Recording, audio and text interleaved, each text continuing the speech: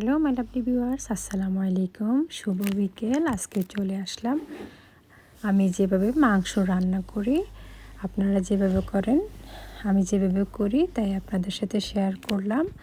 আপনারা তো আপনাদের মতোই করেন। তো চলেন রেসিপিটার মধ্যে চলে যাই। তো প্রথমে আমি এখানে আপনার ফ্রোজেন গার্লিক পেস্টটা দিয়ে দিলাম। এরপরে দিয়ে দিলাম আপনার আমি 4টা কিউব দিলাম জিঞ্জার। তারপর হচ্ছে আপনার গার্লিকটাও দিয়ে দিলাম 4টা, বিশেষ করে পরিমাণ মতো আমি আরও 2টো দিলাম, যেহেতু আমার মাংসের পরিমাণ একটু বেশি। আর এর মধ্যে হচ্ছে আমি যেটা দিয়ে বিশেষ করে রান্না করি, ঘি দিয়ে রান্না করি সব সময়। আমার কাছে ঘির টেস্ট একটু বেশি ভালো লাগে তাই। আর এর মধ্যে হচ্ছে আমি সানফ্লাওয়ার অয়েলটা দিয়ে দিলাম অল্প। এখন আমি কিছু গরম মশলা দিয়ে দিলাম, কিছু বিফ মশলা দিয়ে দিলাম।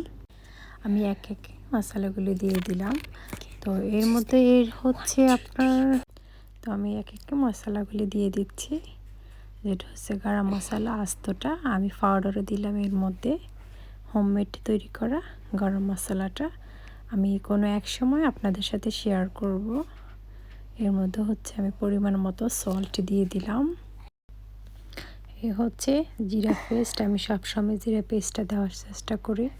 পরিমাণ মতো আপনার 2 টেবিল স্পুন আমি দিয়ে দিলাম জিরা পেস্ট। আমার কাছে খুবই টেস্ট ভালো লাগে, আমি ব্লেন্ড করি সবসময় জিরা পেস্টে এখানে। তো এগুলি দেওয়ার পরে আমি মশলাটা অনেকক্ষণ কষিয়ে নেব। সরি, আমার ছোট বাচ্চাটা একটু দুষ্টামি করে, সে একটু বেশি দুষ্টামি করে তাই। তো ভিডিওটা ভালো লাগলে লাইক, কমেন্ট এবং শেয়ার করবেন। আশা করি আমার পাশেই থাকবেন। এই হচ্ছে আজকের রেসিপি। অবশ্যই ফুল ওয়াচ করবেন, ভিডিওটা স্কিপ করবেন না, না টেনে আপনারা ফুল ওয়াচ করে যাবেন, আমার একটা রিকোয়েস্ট। এই হচ্ছে, তো সঙ্গে থাকুন, দেখতেই থাকুন।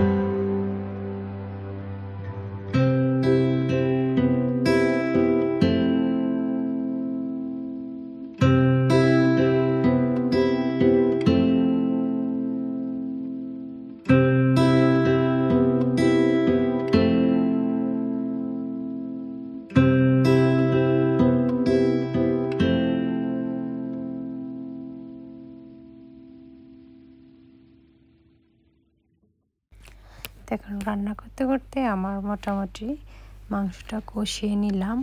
এখন আমি পরিমাণ মতো পানি দিয়ে দেব। এ হচ্ছে আমার রান্নার প্রসেসটা। আর এর সাথে আমি কিছুটা চাউলের গুঁড়ো দিয়ে রুটি বানানোর জন্য ডো তৈরি করে নেব।